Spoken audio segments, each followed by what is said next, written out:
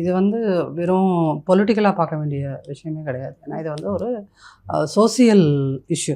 5 வருஷமாக திமுக ஆட்சியில் வந்து பெண்கள் மீதான வன்முறை அப்படிங்கிறது அதிகரிச்சிருக்கு அப்படின்னு எவ்வளோ ஒரு டேட்டா சொல்கிறாங்க. இல்லை, தாவக்காலையும் அது தொடர். அதான் நான் சொன்னேன், அது வந்து ஆல் ஆஃப் அ சடன் நீங்கள் மாற்றவே முடியாது மேடம். எதையுமே ஆல் ஆஃப் அ சடன் மாற்றவே முடியாது.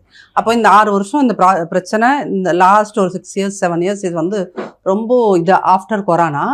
இது வந்து எங்கன்னா நீங்கள் வந்து இதை வந்து கொஞ்சம் சோசியாலஜிக்கலாக அணுகணும். ஆஃப்டர் கொரோனா விமன் மீதான அட்ராசிட்டி வந்து அதிகமாகுது அப்படின்னு சொன்னீங்கன்னா, அந்த காலகட்டத்தில் தான் நம்ம ஸ்கூல்ஸ் பசங்க எல்லாத்துக்கிட்டேயுமே கையில் மொபைலை கொடுத்தோம். சரிங்களா?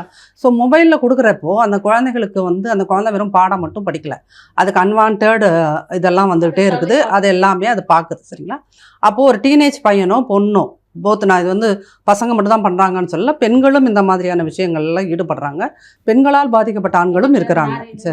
சரிங்க. அப்போது நீங்கள் வந்து அந்த மொபைல் வந்ததுக்கு அப்புறம் தான் இன்றைக்கி வந்து மொபைல், அதுக்காக நம்ம சயின்ஸ் அண்ட் டெக்னாலஜியை ஏற்றுக்காமல் இருக்க முடியாது. பட் இதெல்லாம் வந்ததுக்கப்புறம் இந்த மாதிரியான பிரச்சனைகள் அதிகரிச்சுக்கிட்டே இருக்குது. இதுக்கு ஒரு அரசாங்கம் வந்து நீங்கள் வெறும் லா அண்ட் ஆர்டரை மட்டும் நீங்கள் வந்து பர்ஃபெக்டாக இம்ப்ளிமெண்ட் பண்ணினா அதெல்லாம் சரியாயிடும்ன்றது அது நடக்கவே நடக்காது. அப்போது நீங்கள் பேசிக்கு மாற்றணும். பேசிக் நீ ஸ்கூலில் சொல்லிக் கொடு, குழந்தைகளை, பெண் குழந்தைகளை இப்படி நடத்தணும்னு. அப்போ இங்கே ஸ்கூல் சிஸ்டமே எனக்கு மாற்ற வேண்டியதாக இருக்குது. ஏன்னா இங்கே ஸ்கூலில் வந்து மேக்ஸிமம் வந்து என்ன டீச்சர்ஸ் இருக்காங்க, கான்ட்ராக்ட் டீச்சர்ஸ் தான் இருக்காங்க. அவங்க குழந்தைகளுக்கு பாடம் மட்டும் தான் நான் நடத்துவேன், இந்த மாதிரி மாரல் கிளாஸஸ்லாம் நடத்துறது என் வேலை இல்லைன்னு போயிடுவாங்க. நீ கொடுக்குற 5000 ரூபா சம்பளத்துக்கு இந்த வேலையெல்லாமா நான் பார்த்துட்டு இருப்பேன்? இதுங்களுக்கு நான் எக்ஸாம் எழுதி இந்த பேப்பரை திருத்தி இது பண்ணுறதே எனக்கு பெரிய வேலை.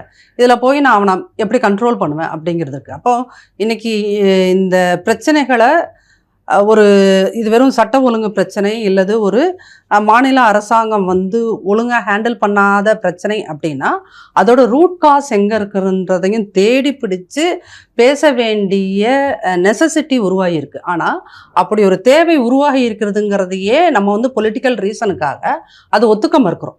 சொசைட்டியில் எல்லா ஸ்பியர்ஸ்லையும் இருக்கிறவங்க அது ஒத்துக்க மறுக்கிறோம். அதுதான் இங்கே வந்து பிரச்சனைகளோட மிக முக்கியமான ஒரு காரணம்.